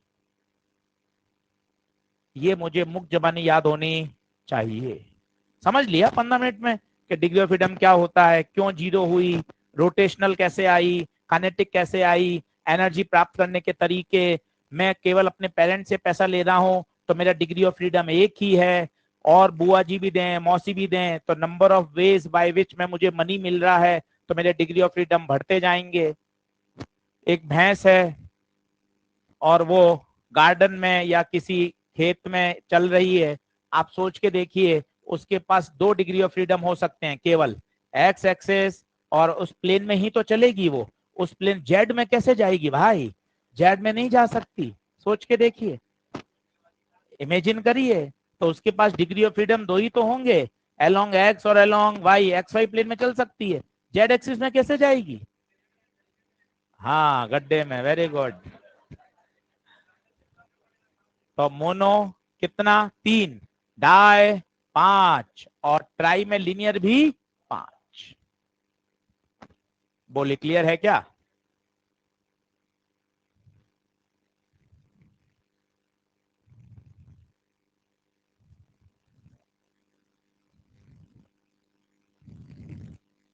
पन्ने पलट लीजिए, आज पहला दिन इसलिए ज्यादा नहीं पढ़ाया, क्योंकि ज्यादा पढ़ा देंगे तो आप भाग जाओगे, इसलिए ज्यादा नहीं पढ़ाया है। घर जाके इसको जरूर तैयार कर लें, तैयार कर लेंगे तो काम बढ़िया हो जाएगा, और आसान है, कहीं दिक्कत नहीं आएगी।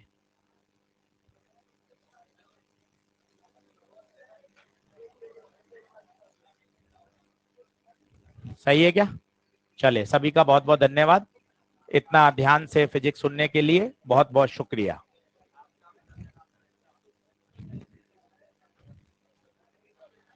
कर दूं?